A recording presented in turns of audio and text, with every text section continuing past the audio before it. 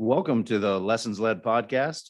I'm excited to introduce our guest this month, Amy Wilson. Amy is a leading voice in the national healthcare landscape and community with over 20 years of leadership experience and more than 10 years of C-suite experience, shaping clinical operational efficiencies with some of the largest healthcare systems in the United States. Amy was recently named as one of 2021's most influential clinical executives by Modern Healthcare and also on Becker's Hospital Review of 66 Chief Nursing Officers of Hospitals and Health Systems to Know. Amy completed her bachelor's in nursing and master's of science in quality improvement and outcomes management, as well as completed her doctorate of nursing from Vanderbilt University in nursing practice and healthcare leadership. Welcome to the Lessons Led podcast, Amy. Thank you, Keith. I'm excited to be here with you today. Well, we are excited to have you here. And one of the first questions that I know that I love to hear from our guest, and I know that the audience loves to hear as well, is just talk to us a little bit about your career path and your journey into becoming a nurse and kind of where and when that started and kind of how you ascended through your nursing career. Absolutely. So, I'm one of those individuals who just always knew they wanted to be a nurse. I don't know that there was a particular event that happened in my life that really sparked that. It just was something that was always inside of me, something that, I think God placed there and was really my calling into healthcare. And so I've known since a very early age that that's what I wanted to do. When I graduated high school, I went straight into nursing school. I actually started as a nurse, as an associate degree nurse. I was 20 years old when I actually finished nursing school and started practicing nursing. And so I've had a long and fruitful career in nursing and really never knew when I started where I'd end up and never really realized that I would end up in leadership. It's just something that kind of evolved as I practiced nursing. I think I was fortunate. I've had a lot of really amazing mentors. And I think I had mentors who saw things in me that maybe I didn't always see in myself. And so I really kind of fell into my first leadership role in quality improvement and outcomes management. And that's actually what encouraged me to go back and work on my master's degree, which of course you pointed out was in quality and outcomes. And after I worked in that field for a while as a director, I decided that I really wanted to move back into the acute care space. I had been working in an outpatient area in a managed healthcare setting where we were attending for the mental health care of a large population of patients under capitation. And so that's interesting. That was in the early 2000s when we were not really even talking about value-based care. But yet somehow I was fortunate enough to have that experience. So I moved back into acute care where I ended up being the director of a pediatric bone marrow transplant unit. Pediatrics is my clinical background, so that was very comfortable to me. Ended up then doing some turnaround work in that unit. There were some opportunities that needed to be worked on. And as a result of that, ended up being asked to move over to be the director of the neonatal intensive care unit. That particular department was struggling as well. And because of the turnaround work I had done in the bone marrow transplant unit, leaders believed that I could also go and help support the nurses and the nursing staff and the physicians in the NICU that were struggling. As a result of that work, I developed a relationship with the chief medical officer.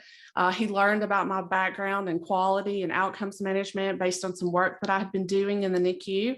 And so that role came open and I moved over into that role as the director of the performance improvement, patient safety and outcomes.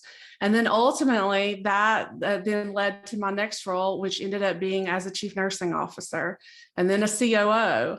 And then that work then led to my next role, which was a regional or a market CNO, and then ultimately to the role of an enterprise or corporate senior vice president. And so I've really had this this journey that wasn't necessarily always linear, but really has been amazing and really a great opportunity. I've got to meet lots of wonderful people along the way, and it's just really been a fun adventure. Well, and you make it sound so easy. And when you play it back, and I know that it didn't just happen that way, but I know oftentimes, I'm asked, and the guests that I have on, the listeners are very curious. I mean, that question, somebody, you said, they saw something in you, and it sounds like there's been a number of folks who have mentored and really provided opportunities for you, but kind of what is it that you think that that they see in you, and how did you go about just making these strategic moves? And I know that folks are trying to navigate, as we talk about career ladders and career lattices, Amy. There's something there that they would see in you. Yeah, so I think that's a great question. And I'm not sure I have a wonderful answer for that question, but I would say they saw my ability for relationships with others. They saw my willingness to perform and work outside of my job description, to just say yes when things needed to be done. And they saw my ability to bring groups of people together. My first director job back in acute care was actually in the same pediatric hospital that I'd been a staff nurse in about 5 or 6 years prior to that. And what I didn't know when I was offered the position, but I soon found out after starting, was that something I had done as a staff nurse actually is what enabled me to be fortunate enough to receive that offer. And that was and the funny thing is, I didn't even remember doing it until it was brought to my attention, right? So it was something that didn't necessarily seem significant at the time, but 5 or 6, 7 years later ends up being a really significant part of my journey. And that's something that I did was there had been some unhappiness on the unit amongst the nurses regarding schedules. And specifically regarding schedules related to the holidays.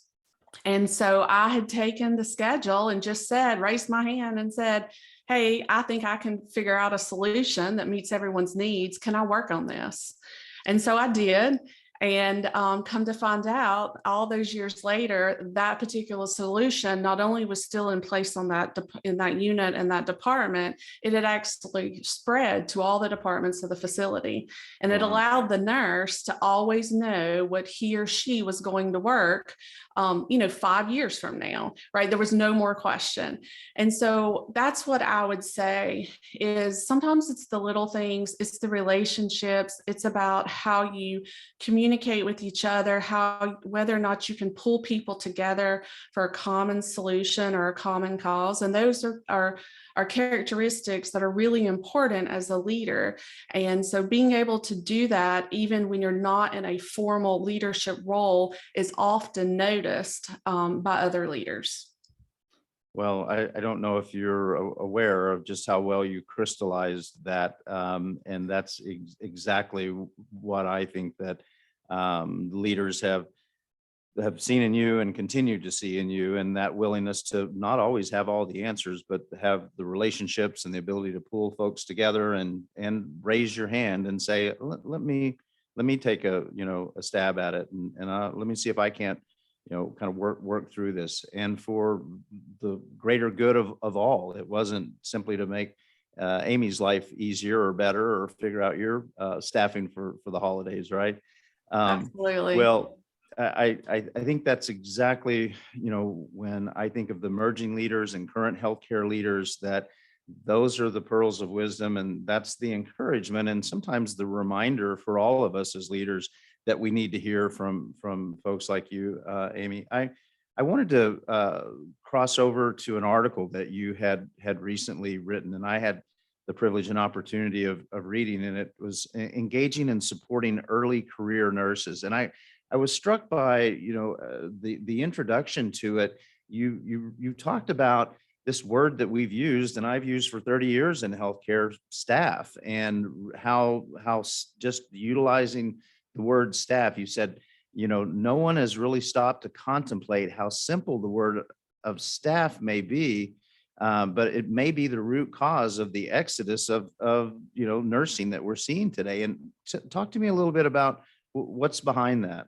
Sure. So let's take a deep dive in that. So the majority of our clinical workforce today, and specifically as a result of the high turnover we've seen in nursing over the past few years, which has continued to get worse on this side of the pandemic. So most of the nurses are actually made up of millennials and Gen Zers. Yep. And so sometimes they get a bad rap. And I think we often forget that we're the ones who raised these two generations. And so, if there's anybody to be critical of, then, maybe we should be critical of our own selves. That's right. But I actually don't think it necessarily has anything to do with that. It has to do with how much society has changed over the years. And each generation is impacted both positively and negatively by what happens in society. And so if you think about our millennials and Gen Zers for a minute, and you think about how rapidly the world has changed while they were growing up. And so as a result of that, they really have different expectations. They have different expectations of work. They have different expectations of what it means to have work-life balance or work-life integration. They are making decisions, especially in nursing, to go back to graduate school at unprecedented rates. They are really shaped by the present day society. And as a result, they have higher rates of anxiety and depression than other generations. They are digital natives. They are used to having things in the palm of their hand with instant access and even instant gratification. And so to think that those things and those characteristics that, quite frankly, don't just impact the millennials and the Gen Zers have actually shaped all of our lives, including myself, and I'm sure you as well. Those things are brought into the workplace, and it changes our expectations of work and the way we view the world around us. And so as a result, they really have, they don't have a lot of consideration for things like lack of voice or feeling disrespected. Right? Those are things that are important to them and quite frankly, are important to all generations, but maybe manifest themselves a little bit differently. So when we think about what does it mean to be a professional clinical nurse today, and then we as leaders use words sometimes that we don't always necessarily mean in the way they come across, I think they're interpreted by others in a way that's not always positive. So you have these professional clinical nurses who are going back to graduate school at unprecedented rates, right? It's important to them to be competent and educated and knowledgeable and to give excellent clinical care. And then we say things like, well, we don't have enough staff today, or we need to focus on staffing. Well, they're not staffing, actually. They're actually providing high quality, excellent clinical care to patients and families and contributing to the outcomes of health for patients, their families, and our communities. And so I think it's just one way culturally that we have to think about kind of dismantling the healthcare ecosystem and saying, what are those things of yesterday which might not make sense for us for tomorrow.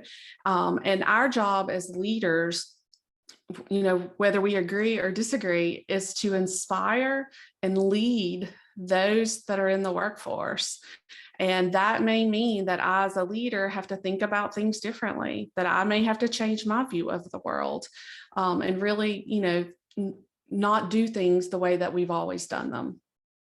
And it seems to, very much is leading into, you talked about in your article, some of the fundamentals, and you've touched on some of those, but one of them really stood out to me too, is that seeing nurses as humans first and nurses second, and really this concept around well-being and joy. And I know that's something that's near and dear to you. Can you talk a little bit, about that as well, about the aspect of well-being and joy within nursing? Absolutely. Let's talk a little bit first about seeing the nurse or all clinicians, all healthcare associates as human first. I think this is one really positive thing that's come out of the pandemic. We've started talking about well-being, and we've started talking about belongingness. We've started talking about diversity and inclusion. And what does that really mean? And what does it mean to show up to work as your whole self? And I think that is really important when we think about all of our clinicians. They give of themselves every single day in the healthcare environment. And so really honoring their uniqueness as a human being first, and recognizing that they are human first, nurse second, human first, clinician second, is a really important leadership characteristic and trait that I think has evolved since the pandemic. And I'm really excited about that. And I think that will help all of us, not only the workforce, but I think it helps us understand the patients and the families that we're privileged to care for every day as well. And it enables us to give even better care than we have in the past. So when we think about well-being and joy, sometimes those two words are used interchangeably. And I'm not sure from my perspective if I actually think they're interchangeable. I think well-being is really important, but I think well-being is kind of like resilience, right? It's those things that we do as an individual to really show up and try to be the best person we were intended to be. But as we think about joy in practice, I actually think it's deeper than that. And sometimes I think we might focus on the individual too much, which is the reason in some circles, the word resilience has almost gotten a bad rap. People think that, it's my fault as a clinician if I can't bounce back. It's my fault as a clinician if I'm not okay. It's never what that was intended to be, but it's another good example about how words matter and words are important. And over time, things can morph into things that maybe we didn't necessarily intend for them to be, which is kind of reminds me of the blaming the victim type thing, right? correct. It's those unintended consequences of something and saying something, and that wasn't the intent, but that's the way it's received. And right. And again, perception's reality. That's right. And I think we as leaders have to remember that sometimes. And so we just have to be careful about those things. So as you think about joy, I actually have a construct for joy that's really three key components. And it of course, involves the individual. We all have kind of an obligation, in my opinion, to ourselves to be our best selves. And that's a lifelong journey, both personally and professionally. The second part of that construct is really relational or relationships. So the way the team and the patients and families interact with each other either depletes joy or it gives to joy. So think about the time when you worked on with a high functioning team members. I mean, that fills people's cup up. That makes people feel valued and that they belong, and that you're making you have a sense of contribution to the team. You have a sense of contribution to your patients, to your families. And so that teaming aspect, that relationship, or the relational aspect of being in community with others is a very important piece to that construct of joy.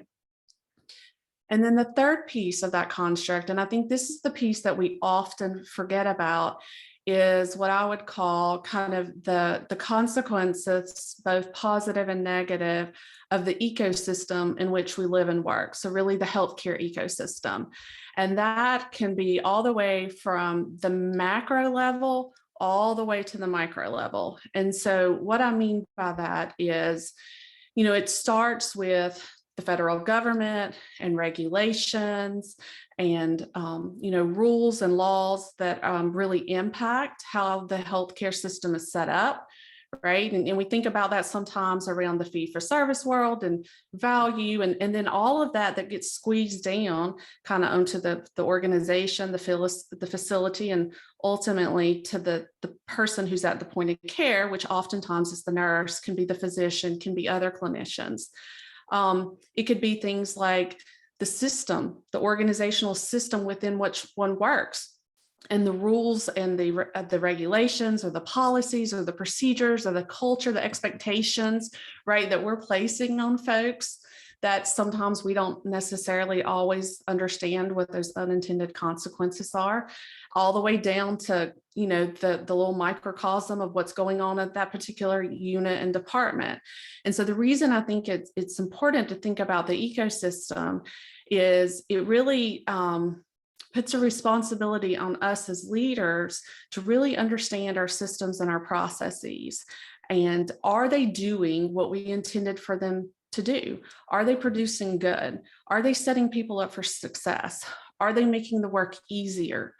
Are they allowing each clinician to do what they intend to do every day, which is show up and give really excellent care? Well, and I just love the fact that you have the construct for that and that you hit on those three so eloquently. And those are three key takeaways. I believe that, not only I was making, notes here feverishly, but I'm sure the audience will be as well. And I appreciate you articulating that. That was one of, a number of foundational pieces. One that also had struck me was this whole notion of leadership, complexity, leadership theory, and just I was trying to kind of tease that apart on my own and thought, no, I'm going to wait until I have Amy on to help me unpack that. Okay, great. So one of the things that people who know me well will often hear me say, and I kind of referenced it earlier in our conversation as well, is the leadership of yesterday will not be our leadership of tomorrow. So I think leadership, just like any other discipline, is constantly evolving. And we're constantly learning. And many of us, including me, grew up in a time where leadership was very hierarchical. You kind of did what you were told. And that really came out of the old industrial age, right? And kind of think about factories and in industry and why, and that type of leadership was important at that time, right? That's how they produced results, is how they had quality and safety in those worlds. However, when we think about today, that's not the world in which we live and work.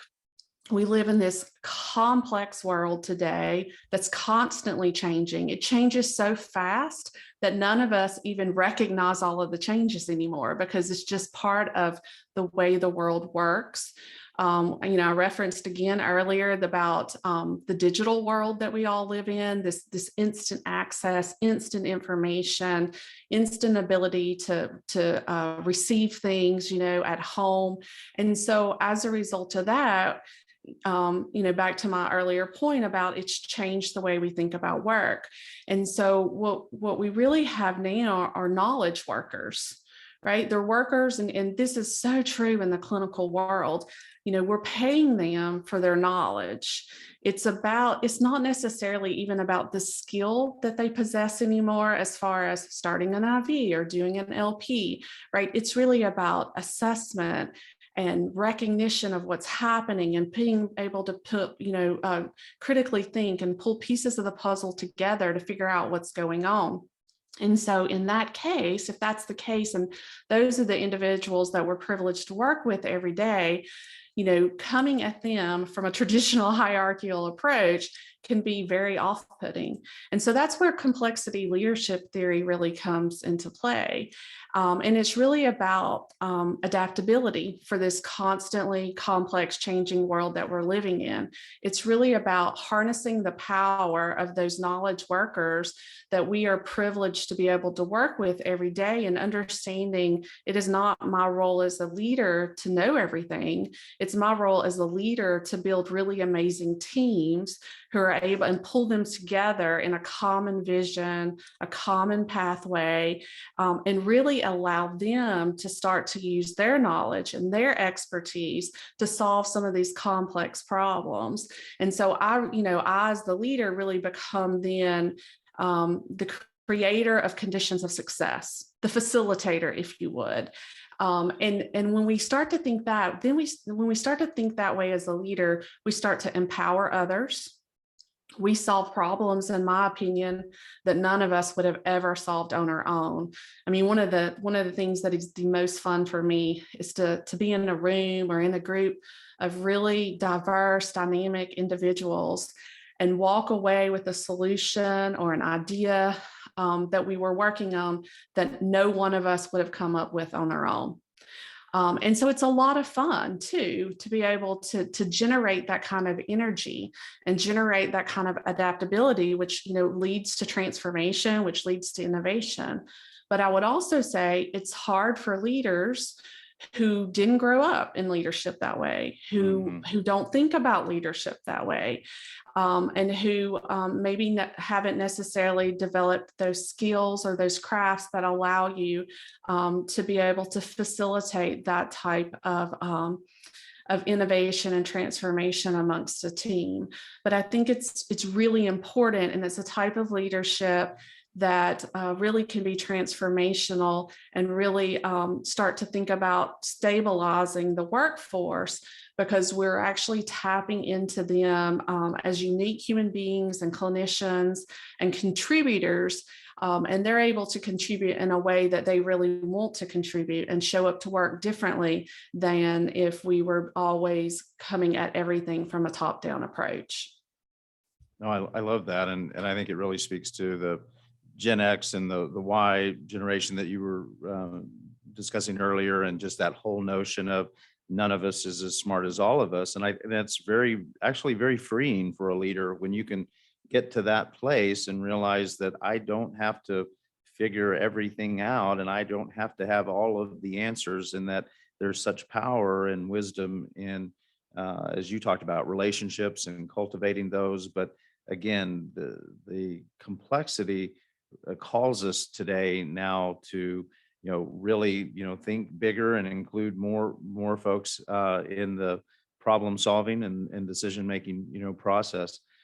Well, Amy, I'm always curious, the wisdom, kind of words of wisdom that if I'm thinking about 20-year-old Amy out there starting her career, or or moving to 30-year-old, but we've got an audience of emerging healthcare leaders and nursing leaders as well that are listening. And I'm curious, what words of wisdom would you depart to them, or would you impart to them rather, and share with them regarding, just, how to navigate this complex healthcare environment? And we are dealing with unprecedented, turnover and the post-pandemic. And we saw as you talked about in your article, gig workforce and a flexible workforce. And it's just, it's hard to navigate, these days.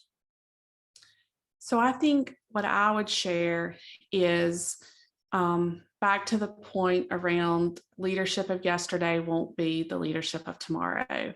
And I think our millennials and our Gen Zers who are coming into leadership roles now are uniquely positioned, just based on the environment in which they grew up, to be able to lead some of this transformational work.